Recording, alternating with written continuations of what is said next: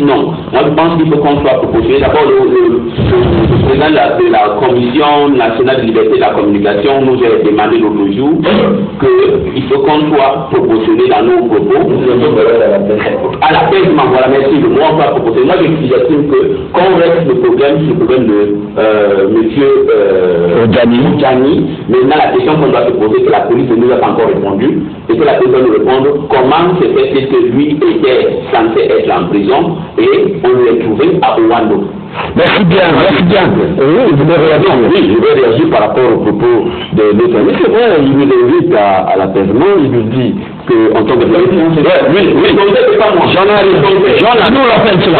m'avez rappelé et vous m'avez dit qu'en tant que journaliste, on ne peut pas tenir certains propos. Non, je suis d'accord avec vous. Mais il faudrait, parce que dans une bataille comme celle-là, il faut utiliser les moyens proportionnels. Et les autres ont utilisé les moyens disproportionnels pour nous attaquer. Et moi je crois, aujourd'hui je n'ai pas dit qu'il fallait renvoyer ces gens-là à Kinshasa. J'ai dit ceci, j'ai posé la question, la problématique. J'ai dit, qu'est-ce que Ozani prisonnier peut se faire à Ouando là-bas, Ozani qui est exilé? Et pourquoi Ozani aujourd'hui ne suit pas dans sa réponse là? Et si lui il se met à décapiter les militaires en mission, sans faire alors qu'il sait que c'est nous qui lui avons donné l'asile, ça veut dire qu'il a confiance aux autorités congolaises. Mais pourquoi diable il peut s'excuser contre eux en les décapitant? Mais si ça les décapite, c'est pourquoi je pose le question. Est-ce que ça ne veut pas dire qu'au-delà de tout cela, il y a un autre complot et qu'Ozani n'a fait que déclencher ce complot? Voilà pourquoi je tire l'attention. En tant que j'analyse pour dire, même dans tous les pays du monde, quand vous avez décidé d'expulser les gens, il n'y a pas un asile quelque part où on les passe. Vous les prenez, vous les mettez à la frontière. Mais si vous les gardez, imaginez-vous que Ozani n'est pas seul. Imaginez-vous que dans la tête de Ozani, non, mais Ozani n'est pas. Mais attends, mais ici il y a pas mal de gens qui ont combattu à Kinshasa. Imaginez-vous que l'opposition de Kinshasa en a profité pour nous faire la part belle. Qu'est-ce que vous allez dire? Parce que les frères qui sont ici, quand je dis on dit oui, mais la police, les autorités congolaises sont en train de les nourrir là. Il peut partir. Mais on peut mettre les barges là pour une part qui est déjà vide pour qu'on soit les êtres humains. Mais vous n'allez pas créer la polémique ici. S'il vous plaît. Vous n'allez pas créer la polémique ici. Nous avons, il y a les téléspectateurs qui déplorent l'absence de Asie Dominique de Marseille sur ce plateau. Alors, Asie Dominique, bien que étant loin à l'intérieur du pays, est avec nous, comme tu dirais, loin des yeux, près du cœur. Voilà, nous allons cette fois-ci avoir la réaction de Asie Dominique de Marseille sur cette question, lui qui est allé plus près pour recueillir des informations concernant cette situation qui s'est produite à Ouando et à Obuya. Asie Dominique de Marseille. Hier samedi, j'avais été informé à partir de 10h, aux environs de 10h, que 3 éléments de la force publique étaient abattus. On m'avait dit au départ au Ouando. Et j'ai donc pris mon véhicule droit sur Obuya et qu'il y a eu également des corps à Obuya.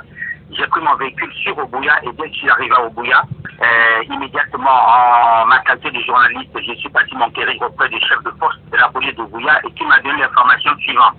Il s'agit d'un sujet étranger chinois qui venait à Brazzaville avec son camion qui avait remorqué une voiture à l'intérieur. Ce camion donc a été braqué par 15 sujets étrangers d'une nationalité siroise, tous armés, et la force publique d'Ouando, ayant constaté ce forfait, avise le poste de police d'Obuya. Le poste de police d'Obuya s'organise, va contrer les malfrats entre Ouando et Obuya en pleine savane. Il y a donc échange nourri de coups de feu entre les 15 Zaïrois armés et la force publique. C'est au cours de ces échanges de coups de feu que sur le champ, 3 éléments de la force publique du Congo sont tombés, 8 citoyens de la RDC malfrats sont tombés, 3 ont pris la poudre d'escampette dans nos forêts avec armes et munitions, et 3 gravement blessés ont été donc évacués vers Rwando et un qui est sorti sain et sauf a été également évacué sur Rwando, y compris les corps des détenus de la force publique du Congo et de la RDC, tous évacués sur Rwando. Et on m'a montré donc à Obuya stationné le camion en question qui a été braqué et le sujet étranger chinois qui avait été blessé également et évacué sur Rwando pour des soins. Et voilà en gros comment cela s'est passé et j'ai donc été informé. Et au moment où nous parlons, les populations sont un peu dans l'inquiétude parce que les 3 assaillants qui ont pris fuite dans nos forêts, ils sont en train de vouloir descendre sur Brazzaville et quand c'est comme ça, ils viendront par pied. C'est sûr qu'ils vont encore braquer un camion pour tenter de descendre sur Brazzaville ou alors pour aller vers la frontière du Gabon. Dans tous les cas, ils sont à la recherche désespérée des moyens pour s'enfuir. Voilà ce qui s'est passé en réalité. Maintenant, venons-en sur mon opinion. Mon opinion, c'est qu'on peut d'abord se poser la question de savoir comment expliquer que des sujets de la RDC soient lourdement armés. Ne vous étonnez pas que la chaîne de télévision Molière Mille Collines du Zaïre nous habitue à montrer les Koulouna lourdement armés quand ils opèrent dans leur propre pays. C'est étonnant qu'ils ont dû traverser le fleuve si possible avec armée et munitions ou alors ils étant ravitaillés sur le terrain. That is the question, comme disent les Anglais, ça on ne peut pas le savoir. Mais ce qui est sûr, c'est que c'est étonnant que ces Koulouna soient des militaires. Vous savez bien qu'en RDC, le militaire qui peut toucher 15 000 francs, 14 000 francs de salaire le mois, ne tout pas son compte. Mais quand il est Koulouna, quand il pille, quand il vole, il trouve son compte. Ce qui fait que certains militaires désertent les rangs de la force publique au niveau du Zaïre, intègrent le rang du banditisme parce que leur compte est mieux réglé dans le banditisme. Nous ne sommes pas que des Koulouna soient des militaires ou des civils armés. Donc sur ce point, beaucoup de gens se demandent comment ils sont armés. Ne vous étonnez pas qu'un Koulouna...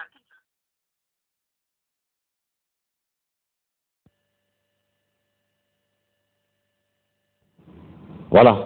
Vous venez là de suivre le point de vue de Asie Dominique de Marseille depuis Obuya. Alors, mes chers confrères, la police se limite à nous dire ici que ces assaillants étaient armés de machettes.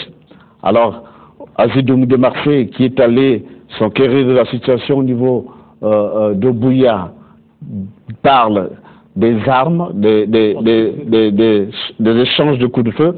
Alors, sinon, on n'aurait pas arrivé à 4 morts du côté et de nombreux blessés du côté des policiers.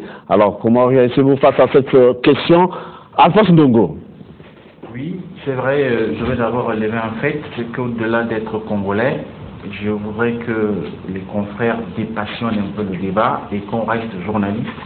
Étant donné que c'est quand même une question sensible, parce qu'à la crise de l'expulsion de l'opération Bataille à Kolo, maintenant on est sur une deuxième crise.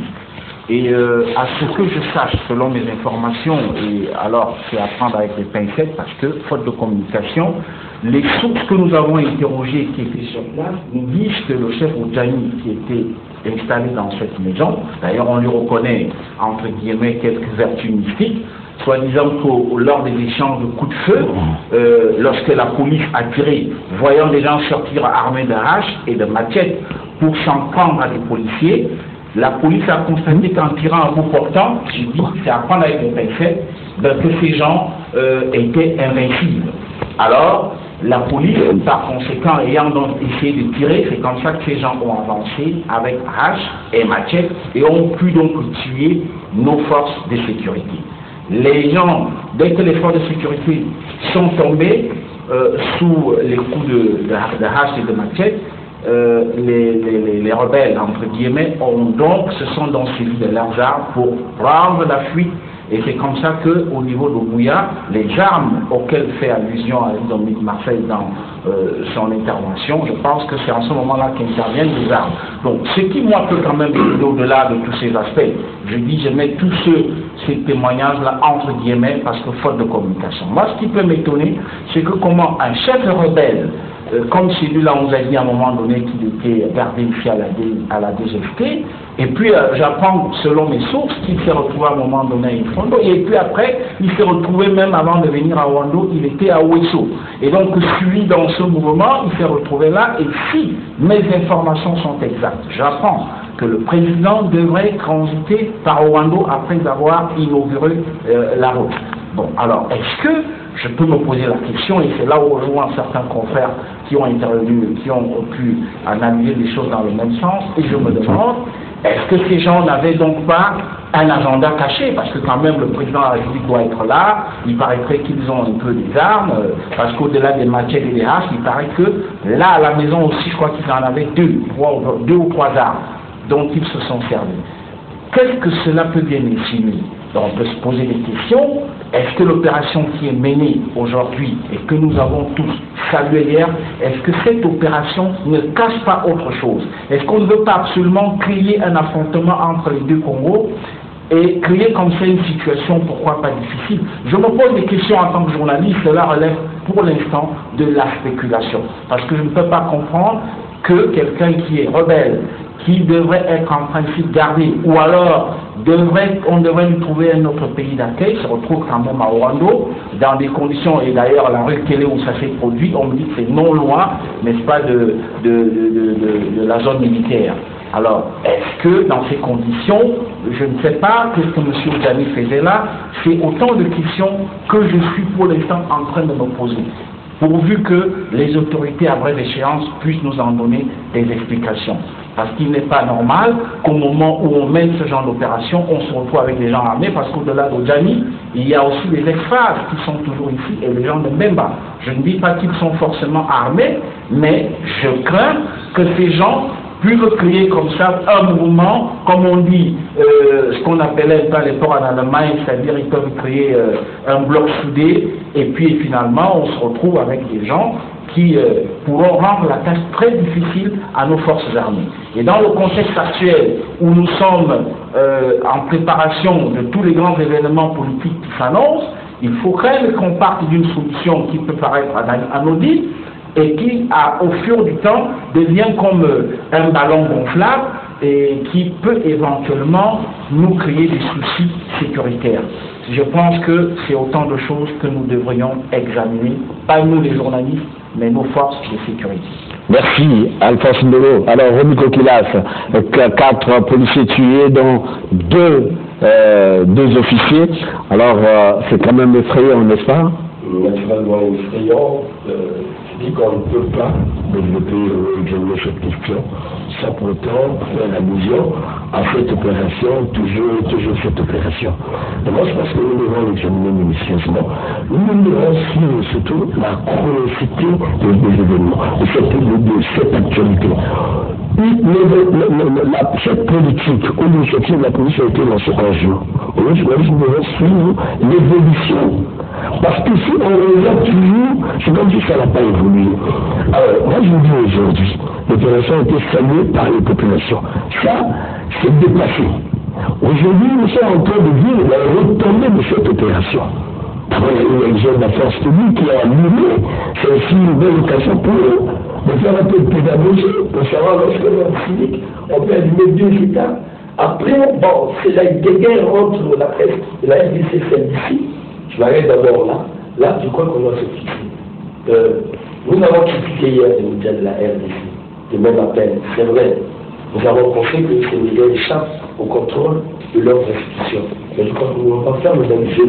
Parce que nous avons reçu des messages de presse. Nous avons été interpellés par le Conseil supérieur des libertés de communication, qui a eu à travailler avec l'organe de notre crime. L'institution a été donnée clairement, il faut que les journalistes se jouent à l'apaisement. Pourquoi l'apaisement? Les États ne nous appartiennent pas. Parce que sinon nous avions, après, nous n'arrivons plus à récupérer la chose. Mais je crois, vous avez dit en passant, vous avez vu comment le patron du Sénat, permettez-moi le terme, de la RDC, je ne suis pas le chef d'État. Moi, je comprends que de part et d'autre, on joue à l'apaisement. Le peuple du rebelle, je me dis, doit nous pousser à réfléchir. Au moins, les 2 États jouent à l'apaisement, que l'on veut ou pas, au-delà des messages. Parce qu'en politique, lorsqu'il communique devant un peuple moitié, le discours est autre. C'est pour soigner. Mais lorsqu'il est en face d'un partenaire, le message change. On peut avoir un discours politique le matin, mais on peut avoir un discours diplomatique. Il change. Et le discours, je crois qu'il change, d'ici les responsables de la RDC change, parce que j'ai vu le discours des parlementaires, je crois qu'il y a un discours très significateur, le discours de Kimouta très significateur et le discours de François. Mais quant aux rebelles, moi je crois, j'ai entendu de vous dire, oui, mais je pense qu'un rebelle d'ailleurs, lorsqu'il engage des crimes, il peut aller en prison, s'il vous plaît. Il ne peut pas aller en prison parce qu'il n'a pas été jugé par ce pays. Il bénéficie d'une carte de vie. Ce que le gouvernement congolais devrait faire, c'est d'avoir l'œil. Et le gouvernement doit avoir l'œil sur tous ces peuples qui ont trouvé asile chez nous. C'est ce que nous devons, nous disons, c'est la fragilité en fait de notre sécurité. Parce que lorsque vous déployez une population étrangère, en ce moment-là, il y a remouillage, il y a la révolte. Et lorsque vous avez des rebelles, en tout cas, ne doutons pas ça, sur ce moment-là, les rebelles, il faut sa carte.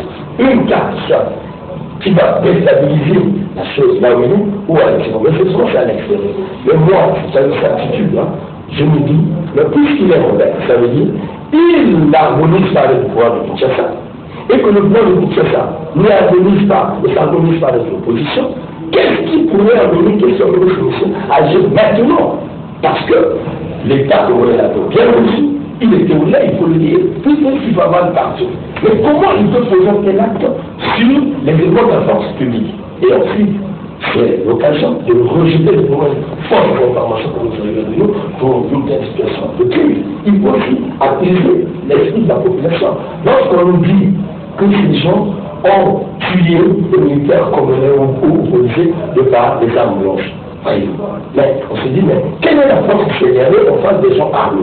Et finalement, heureusement, j'ai tout dit, il y avait des journalistes qui étaient avisés au service de l'Union de Marseille, qui ont relevé, qui sont réputés de contrôle des armes. Ça veut dire que lorsque j'ai remis la concentration, il est venu avec des armes. Est-ce qu'il constitue la seule bande qui mettait les armes en terre congolaise?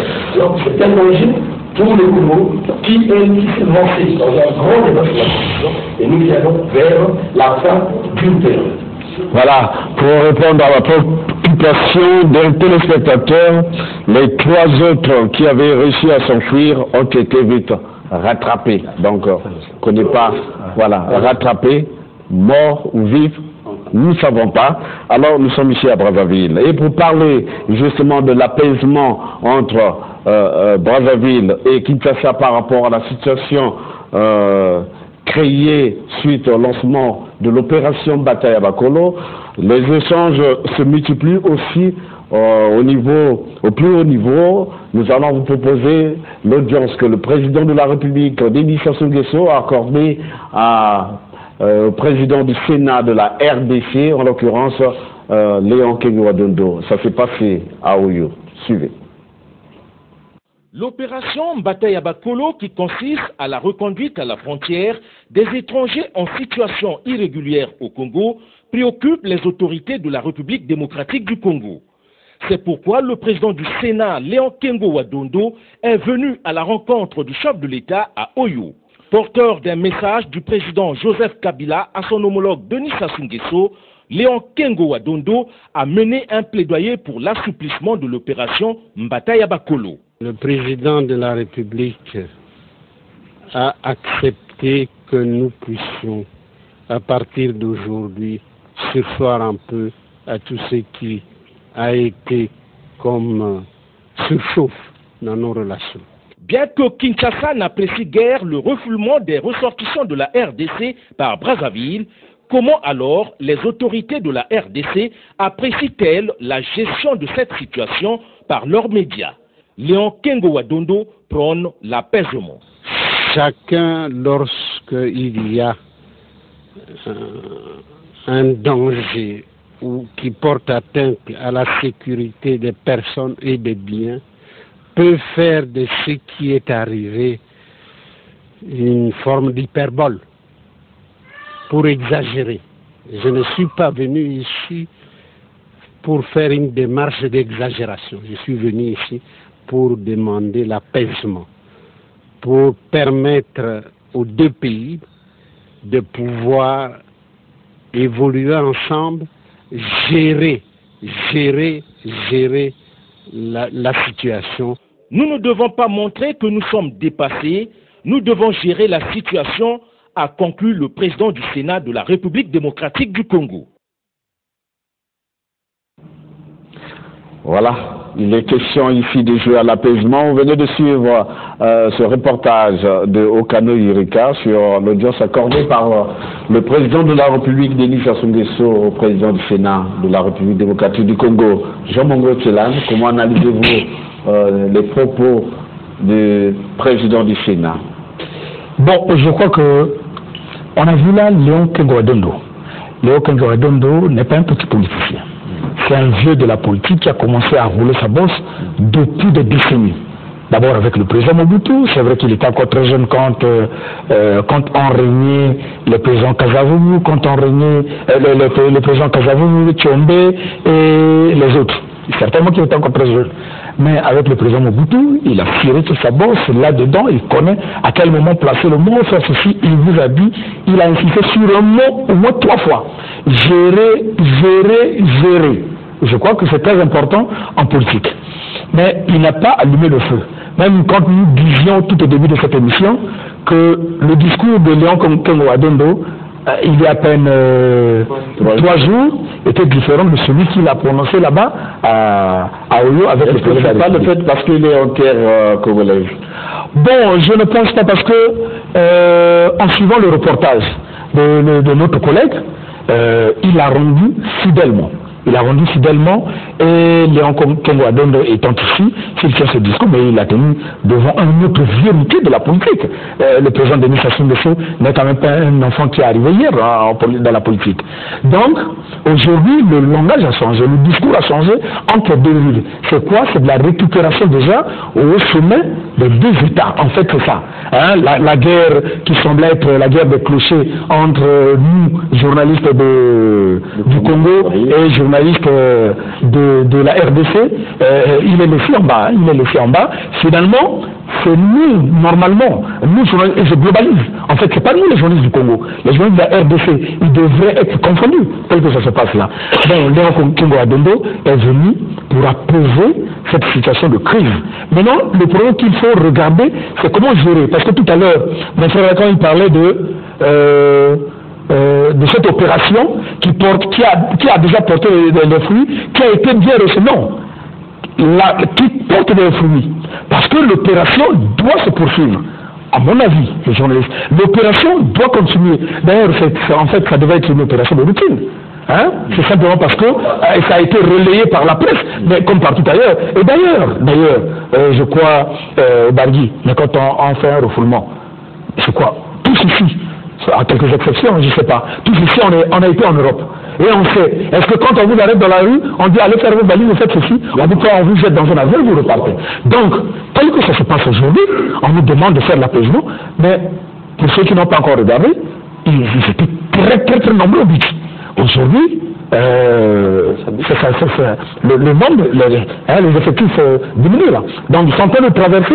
Il y a d'autres qui ont été amenés, je crois, à l'ambassade de la RDC, derrière.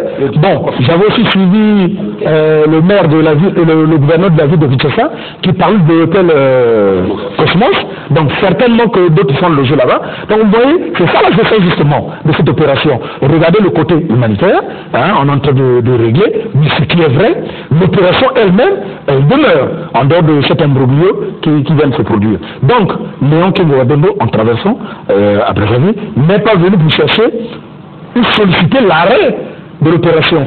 Il est venu, il le reconnaît tacitement de sa manière de parler. Oui, l'opération est là, nous allons recevoir, mais c'est comment gérer cette opération et faire taire aussi les 2 presses, donc la presse du côté de la RDC et la RDC. Voilà, Léon Kengo-Adondo parle de la gestion de cette opération et André Kimbuta, gouverneur de la ville de Kinshasa, la ville-province de Kinshasa, parle plutôt de suspension de cette opération. Guy Bernard de Victor. Oui, non, je crois qu'il faut qu'on restitue les faits. Le président du Sénat a sollicité par le président de la République du Congo a sollicité du président de la République l'arrêt momentané de cette opération du temps où eux, ils s'arrangent pour améliorer les conditions. C'est ça l'objet de la lettre. Ah bon? Selon ce que j'ai suivi, c'est ça l'objet de la lettre. Demande au président de la suspension pour qu'eux, ils s'arrangent à accueillir. Mais l'opération va continuer. Certainement, mais les hommes politiques, quand ils arrêtent déjà, c'est fini. On de temps. On peut signaler ici, au jour d'aujourd'hui, nous sommes arrivés. Mais c'est ce qui se dit. Nous sommes arrivés à plus de 75 000 expulsés. Oui. Donc c'est quand même. À peine 8%. Oui, à peine 8%. Voilà. Donc évitons qu'on arrive à 100%, sinon ça serait de manière débordée que les autorités de la RDC vont recevoir ces excuses et ça risque de connaître un problème social. Je n'ai pas fini, moi je n'ai pas fini. Je n'ai pas fini. Oui. Au Cameroun, commentaire du journaliste, et je suis l'élément depuis je l'ai reçu également. Le King Wadon ne veut pas solliciter l'arrêt, s'il vous plaît. Suivez bien le journaliste. Il vient solliciter la bonne gestion de cette traversée. Comment fait les parlementaires, comment fait le bourgmestre vis-à-vis de Kinshasa de Madame. Donc, l'autorité de la RDC avait sollicité l'arrêt, sinon les journalistes et quelques politiques de l'opposition. Je salue au contraire l'attitude des responsables de Kinshasa.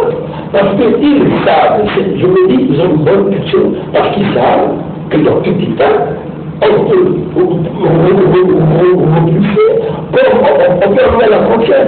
C'est une obligation pérenne. C'est comme on l'a dit, tous ceux qui vont en Europe le savent, ça ne veut pas grosser les dons, mais c'est de la manière de faire, voilà, de mettre une autre sorte de Kinshasa. Donc aucune autorité de Kinshasa, s'il vous plaît, n'a demandé l'arrêt. Au côté, il s'agit de Seigneur. Et cette solution, le problème, c'est vraiment humanitaire. Le président de la République, lui aussi, je suivais les dires de Kingo. Et après savoir que le président de nous sont quittés. Il ne sait pas du comment. Le comment, c'est la République, bien après, le président a accepté, mais on ne sait pas comment, ça c'est vraiment des problèmes techniques. Voilà, je n'ai pas fini, je dis. Mais oui, allez rapidement. Les téléspectateurs qui nous suivent, suivent aussi l'information. J'ai dit que la lettre du président Kabila demande au président de tempérer, le temps pour eux de s'arranger. Monsieur le ministre dit que ce n'est pas ça, il demande pour plus de migration, nous allons demander à la régie de nous rebalancer certainement l'audience qu'a accordé le président de la République au président du Sénat, Kengo Wadondo, président du Sénat de la RDC. Vous savez que nous sommes en direct, il y a tout ça, voilà, on doit éviter la confusion. Voilà, donc si la régie est prête, nous allons repartir à Oyo. L'opération Mbataï Abakolo, qui consiste à la reconduite à la frontière des étrangers en situation irrégulière au Congo, préoccupe les autorités de la République démocratique du Congo. C'est pourquoi le président du Sénat, Léon Kengo Wadondo, est venu à la rencontre du chef de l'État à Oyo. Porteur d'un message du président Joseph Kabila à son homologue Denis Sassou Nguesso, Léon Kengo Wadondo a mené un plaidoyer pour l'assouplissement de l'opération Mbataï Abakolo. Le président de la République a accepté que nous puissions, à partir d'aujourd'hui, ce soir un peu à tout ce qui a été comme surchauffe dans nos relations. Bien que Kinshasa n'apprécie guère le refoulement des ressortissants de la RDC par Brazzaville, comment alors les autorités de la RDC apprécient-elles la gestion de cette situation par leurs médias? Léon Kengo Wadondo prône l'apaisement. Chacun, lorsqu'il y a un danger ou qui porte atteinte à la sécurité des personnes et des biens, peut faire de ce qui est arrivé une forme d'hyperbole pour exagérer. Je ne suis pas venu ici pour faire une démarche d'exagération. Je suis venu ici pour demander l'apaisement, pour permettre aux deux pays de pouvoir évoluer ensemble, gérer la situation. Nous ne devons pas montrer que nous sommes dépassés, nous devons gérer la situation, a conclu le président du Sénat de la République démocratique du Congo. Voilà, le reportage est clair et net et précis Alors, que pense Ernest Lachar-Tibi? La première réaction, c'est que c'est juste un étonnement. Ce que je l'ai dit ici, qu'il y a 3 jours, c'est parce que Léon Kingwadondo avait dit sur une chaîne de la RDC. Et quand il dit qu'on est venu demander l'apaisement, on est venu demander de sursoir ce qui surchauffe. Qu'est-ce qui surchauffe? Au moment où, au Congo-Brazzaville, les journalistes se sont tempérés, les politiques sont tempérés, mais suivez la RDC. Suivez dans les bas de Montréal TV, à la limite de la ligne colline. Quelqu'un qui insulte les autorités de quel appel-moi cherche le président du Sénat, quand c'est chez lui, alors est-ce qu'il a d'abord apaisé chez lui, il a discipliné ses journalistes, il a discipliné ses hommes politiques apparemment qui ne contrôlent même pas, pour venir demander l'apaisement? Non, je crois qu'il faudrait qu'on soit responsable. Le Congo, comme le dit le ministre de la communauté de la RDC, n'est pas une province de la RDC. Une opération est déclenchée, elle doit aller jusqu'au bout. Alors, s'il faut faire la compétence avec toutes les insultes, encore, pour moi, je crois Dieu merci, parce que quand vous suivez les journalistes de la RDC insultés, on insulte que c'est les mêmes Jean-François Déré, le même général d'Abira, que les mêmes gens nombreux. La Maurice Neto, c'est les gens qui la respectent et qui leur donnent de l'argent ici. Vous voyez, moi je crois que ça, c'est pas à relever. C'est les mêmes personnes qui la reçoivent à coup de millions ici. Toi, je prends l'exemple fait. Toi, aujourd'hui, tu peux savoir comment elle bâtit la maison, par exemple, de M. Leroy-Wando. Tu ne sauras pas. Mais tu vas voir peut-être dans les motos qui vont sur l'eau là. Mais tu vois les gens là, les voitures de la Toyota. Voilà, non, mais c'est pour dire que c'est pour moi. Pour moi, c'est bien fait d'avoir fait le côté parce qu'on s'attaque à la monnaie nourricière. Il faut aussi reconnaître que pour eux, pour la RDC, c'est un paradis. Ça, il faut le reconnaître. Même la débat, il sait quelque chose parce qu'on a vu venir dans il a déjà ici. Il a déjà donné l'argent, il s'attaque à lui. C'est bien, mais il faut que Léon Kingwadondo discipline d'abord ses propres personnes responsables politiques et ses propres journalistes avant de venir vous demander l'apaisement chez nous. Merci bien. Puisqu'on a parlé des échanges à différents niveaux, il y a eu aussi une concertation entre les ambassadeurs de la paix de la République du Congo et ceux de la République démocratique du Congo qui se sont retrouvés justement sur cette question. Nous allons prendre le reportage. Les ambassadeurs. 15e Assemblée générale extraordinaire de la COSPECO.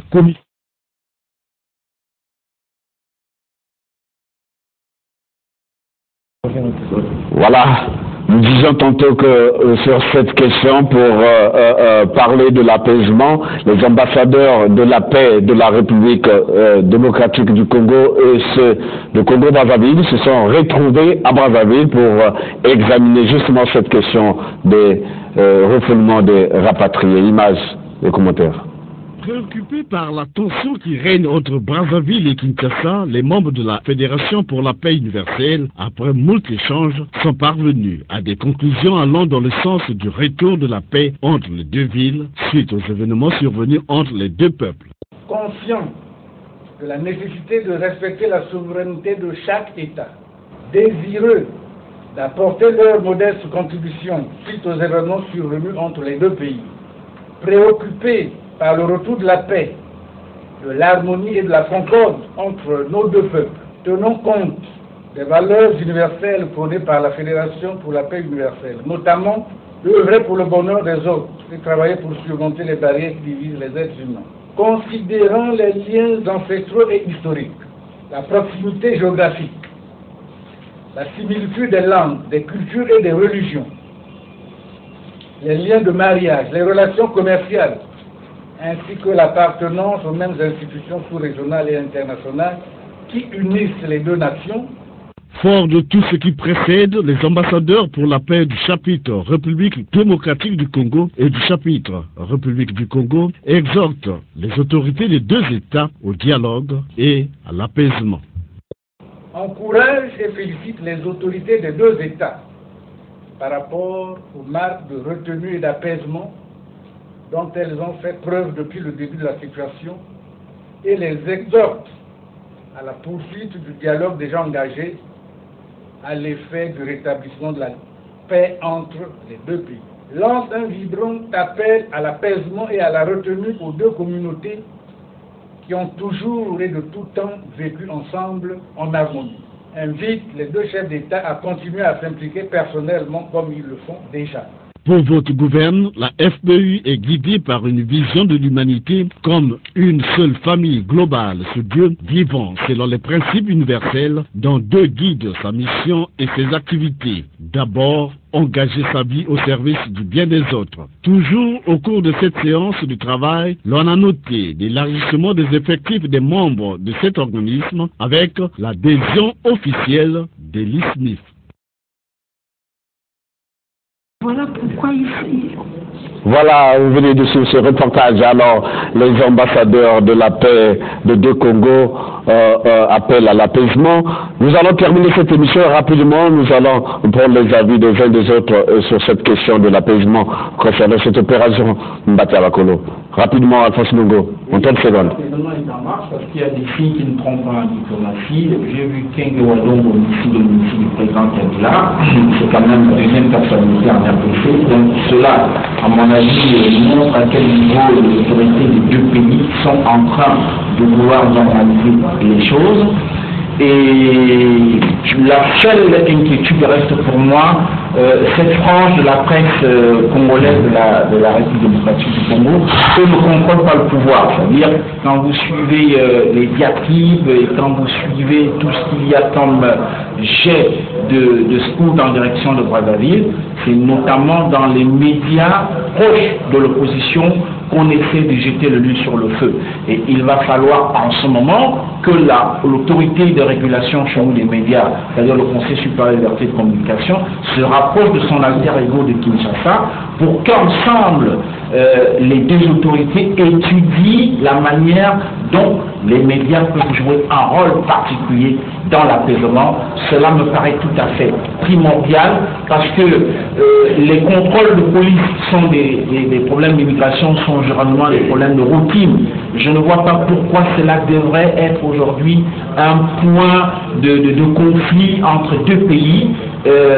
On a besoin d'apaisement, d'autant plus que sur le plan économique, les conséquences commencent quand même à se faire ressentir. Vous savez que beaucoup de gens qui sont dans l'élevage, qui sont lancés dans l'élevage et l'agriculture dépendent des aliments et engrais de bétail qui viennent, n'est-ce pas, de Kinshasa. Et lorsqu'il n'y a pas de trafic, déjà, quelqu'un me disait aujourd'hui qu'il a quasiment des pertes à hauteur de 3 multipliées par 100. Donc cela veut dire que franchement, on a intérêt qu'au-delà des problèmes d'expulsion, mais que les échanges commerciaux et le trafic entre les deux villes se fassent. Merci bien, Alphonse Dogo, oui, Robin Kokilas. Je dirais que ces expulsions, en fait, Alphonse. Oui, je dis que les deux pays gagnent en matière d'expulsion parce que nous intégrons là une culture internationale, une culture universelle. Je pense surtout lorsque nous allons chez les autres. Il faut le faire. Et je crois que ça a posé problème simplement parce que c'est une première fois, on dirait que ça avait déjà eu, mais c'est une première fois que ça se passe sans qu'il y ait crise politique. Alors, nous allons vivre un peu l'évasion de cela. Mais ça a été aussi l'occasion pour moi de savoir qui est journaliste, qui ne l'est pas, qui ne l'est pas, permettez-moi le terme, parce que j'ai passé mon temps à suivre les choses de l'autre côté. Bon, j'ai compris, mais en tout cas, les autres journaux, le Brazzaville est là-bas, nous ont mis à l'ordre. Mais alors, quitte à Kinshasa, quitte aux journaux de Kinshasa de Brazzaville, je suis de près les médias des autres pour voir qui annule. Et pour ce que je dirais, c'est toujours pensé que mieux que la vie parle, lorsqu'un journaliste parle, les presse restent. Nous avons vu avec 1000 candidats, vous pouvez me parler. En tout cas, vous êtes enregistré quelque part à la fin, vous êtes interpellé sans parler de Robert quelque part. Donc, faisons très attention à ce que nous faisons. En tout cas, ça pose de tout. Merci, Robin Kokilas. Alors, nous allons prendre l'avis de Jean-Luc Gauthier-Lannes. Bon, je crois que nous n'allons, nous, de la presse congolaise, nous n'allons pas tomber dans un tropisme comme ce qui s'est passé en RDC.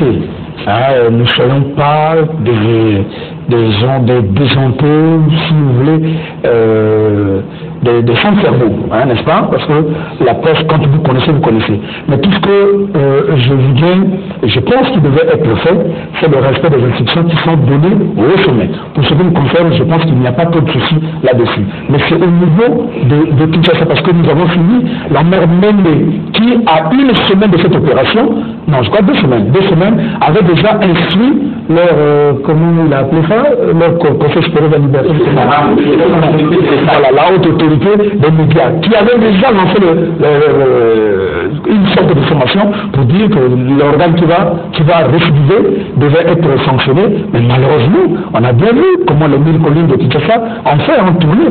Donc, je pense que les instructions sont là.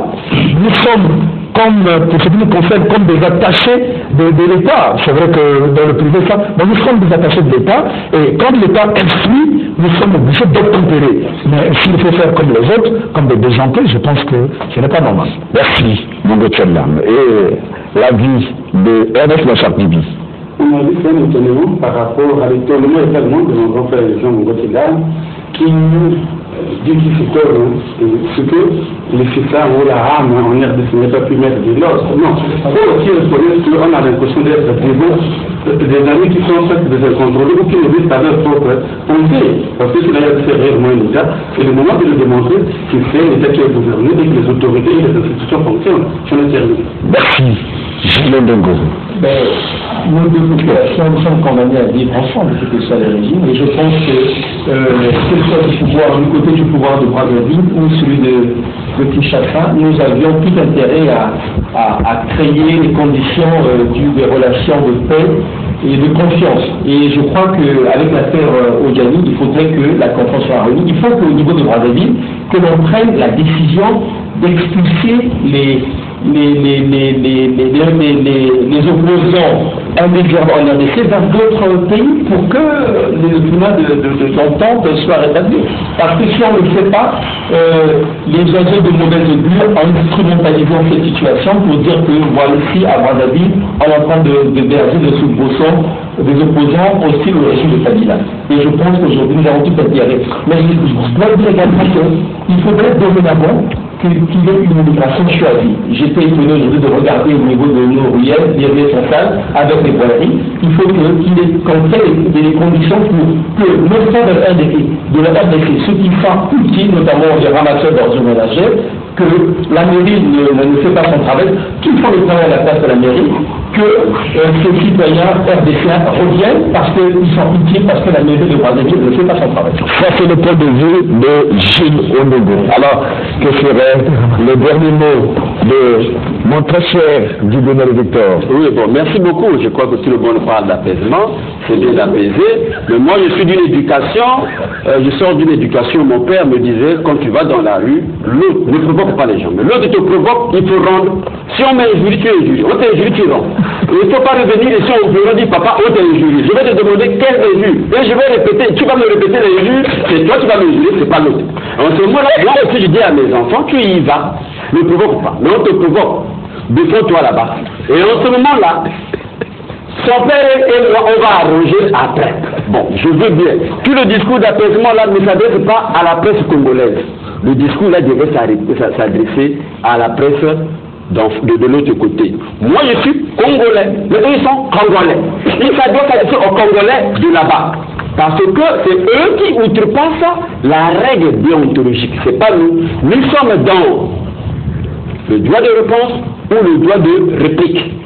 Jusque-là, nous n'avons pas touché à leur institution, ni à leur président de la République ou à leur ministre. Mais eux, ils touchent à nos chefs, à nos responsables. C'est aussi ça. Donc je crois que nos autorités devraient comprendre que ce n'est pas à cause de nous qu'il y a un feu qui va s'allumer, mais c'est à cause des frères congolais de l'autre côté qu'il va y avoir des problèmes parce que c'est eux qui extrapolent, c'est eux qui montrent des images qui excitent la population à la violence parce qu'ils veulent que ce qui s'est passé au Rwanda, ce qu'ils ont fait au Rwanda, nous arrive. Parce qu'ils ont dit réciprocité. Donc moi je crois que l'apaisement, quant à nous, c'est bien, nous sommes un État dirigé, ok, mais il y a une vie de sang là-bas. Il faudrait bien que toutes les autorités s'adressent aux gens de l'autre côté et non à nous autres. Nous, on est disciplinés. Oui, à propos des images que le public a suivies sur les médias de la RDC, notamment à Molière Télévision.